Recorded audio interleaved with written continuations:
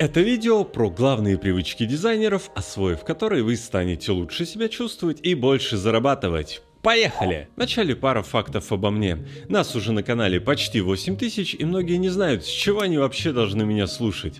Photoshop я изучил в 5 классе, а к окончанию школы я делал сайты на WordPress и Joomla. Потом 6 лет учился на дизайнера в универе, а после начал свою карьеру в BTL, то есть делал промо-акции, а потом перешел в международное агентство в отдел дизайна сайтов и приложений. Последние несколько лет я работаю на агентство в качестве подрядчика. Среди моих клиентов банки, нефть, газ, телекоммуникации, медики, ну и, конечно, товары повседневного спроса.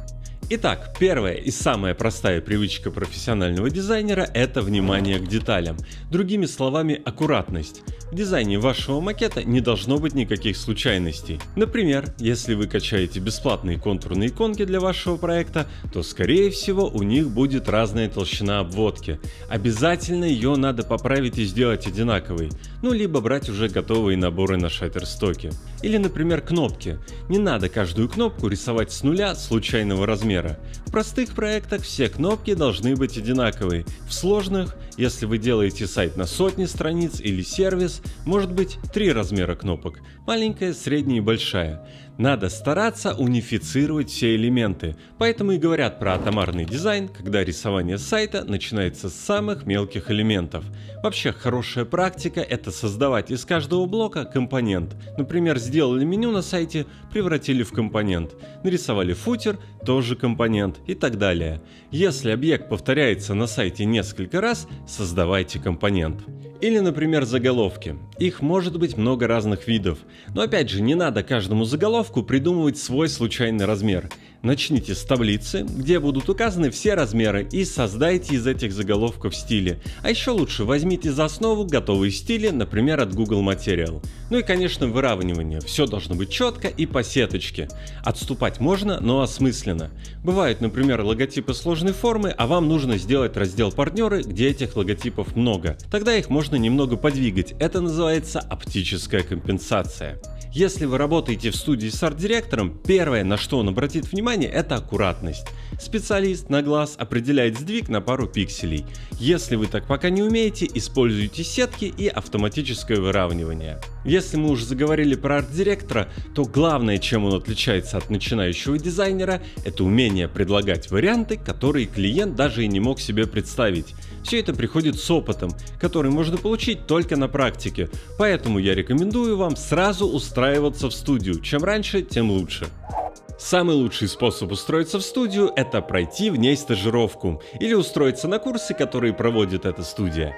Конечно, вся информация есть в открытом доступе и профессию можно освоить самому, но курсы в известной школе – это один из способов познакомиться с будущими работодателями. Лучших студентов разбирают прямо на дипломе. Курсов сейчас огромное количество, но есть проблема. Большинство школ не сообщает конечную стоимость обучения, а пишет какую-то абстрактную цену в месяц. При этом количество месяцев рассрочки не указывает. Поэтому специально для вас я подобрал 2 агрегатора, где указаны честные финальные цены. Ссылки будут в описании. Вторая хорошая привычка дизайнера – всегда думайте о конечном результате своей работы. То есть не надо слепо выполнять все требования вашего клиента или менеджера проекта. Особенно, когда у вас много задач, кажется, что лучше сделать как просят, побыстрее, не вникая в детали и пойти дальше. Но такой подход ведет к потере времени и бесконечным переделкам. Давайте на примерах. У нас в агентстве был случай, когда дизайнеров попросили нарисовать концепт сайта на основе фирменного стиля клиента. Точнее, даже на основе дизайна упаковки продукта. Упаковка синяя, и на ней есть белые элементы и черный текст. При этом главное пожелание клиента было, внимание, не использовать синий цвет. Что получается? Черный фон слишком трагично и премиально, белый пустовато, а синий использовать нельзя. Дизайнеры сменяли друг друга, делая разные варианты, но все четко следовали этому пожеланию. Клиенту не нравилось. В итоге задачу передали арт-директору, который понял суть этого комментария и рискнул, и, как оказалось впоследствии, был абсолютно прав. Клиенту не нравился оттенок синего, который хорошо смотрелся на печати, а на экране был грязноватым и блеклым. Решение арт-директора сделать яркий градиент от голубого к синему. Клиент был в восторге. Или более простой случай. Дизайнера просят нарисовать картинку на YouTube 1280 на 720 пикселей. Он создает новый файл соответствующего размера и понимает, что у него есть огромное поле для творчества, ведь это размер экрана небольшого ноутбука.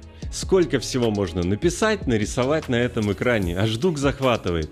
А по факту большинство зрителей увидит очень маленькую картинку, на которой вообще лучше обойтись без текста, или добавить буквально пару слов. То же самое и с креативами для соцсетей. Почти все сети требуют картинку размером в 2-3 раза больше, чем она будет на экране. Сделано это для современных экранов с большой плотностью пикселей. Если вы не учтете реальный размер баннера, текст на нем может оказаться нечитаемым и все придется переделывать. Например, у Яндекса есть очень коварный размер баннеров 640 на 100 пикселей. Кажется, что это достаточно большая картинка шириной с полэкрана ноутбука. Но на деле это баннер для смартфонов, реальный размер которого примерно 320 на 50 пикселей. Или другой пример. Как-то раз менеджер попросил нарисовать меня картинку 100 на 100 пикселей. Это очень маленькая картинка, а клиент просит добавить на нее логотип, слоган, пэкшот и имиджевые изображения. У меня аж волосы дыбом встали, и я стал разбираться. Оказалось, что это картинка для шаринга.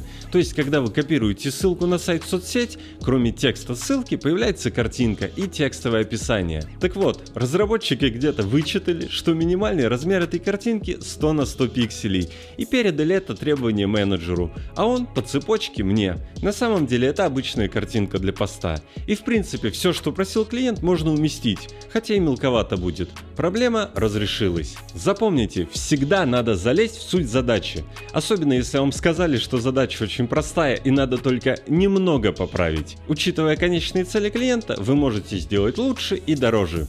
Дальше про деньги. Есть такая интересная мысль. Если вы хотите быть дизайнером, учитесь дизайну, а если хотите зарабатывать, учитесь зарабатывать. Многие почему-то считают, что доход увеличивается автоматически, вместе с опытом. Нет, так это не работает. Среди моих коллег множество людей, настоящих специалистов своего дела, которые зарабатывают в несколько раз меньше, чем могли бы. Давайте разберем на практике. Даже если вы работаете на крутое агентство, то в большинстве случаев вашим заказчиком будет начинающий неопытный менеджер. А среди небольших региональных агентств менеджеров-новичков почти 100%. Что значит начинающий менеджер? Он пока еще не понимает своих задач, и ему кажется, что он как покупатель на базаре, и его основная и главная задача — это сбить цену, то есть на всем сэкономить, включая дизайнера. Дело в том, что человек, который экономит на подрядчиках, не может и для себя, в данном случае для своего агентства, назвать нормальную цену клиенту. Вместо того, чтобы думать, какую еще пользу он может принести клиенту, за которую будут готовы платить, он думает об экономии. Конечно, если вы посмотрите предложения на биржах по тем же баннерам, там предлагают по 150 рублей за штуку. Я не шучу. Например, общий бюджет 7000, и за них просят сделать 42 баннера, и еще какие-то мелкие доработки по дизайну. Из этого напрашивается вывод, что дизайнер просто не может зарабатывать достойно. Но как некоторые дизайнеры умудряются брать за баннеры по 1000 рублей, по 5, по 10 и больше. На бирже конкурируют только ценой. А заказчики там очень маленькие компании и физические лица. Но ведь есть и крупные бренды, которые готовы платить за сервис. Они хотят быть уверены, что вы сделаете все по заданию, в оговоренные сроки, никуда не исчезнете, внесете правки, если необходимо, и они обращаются в агентство. За пару месяцев за дизайн и размещение таких баннеров агентство может получить от клиента 5 миллионов рублей. Как вы думаете, будет ли важно директору? 20 тысяч вы взяли за набор из 10 баннеров, или 50, или больше? Конечно, нет. А вот начинающий менеджер может с вами поспорить.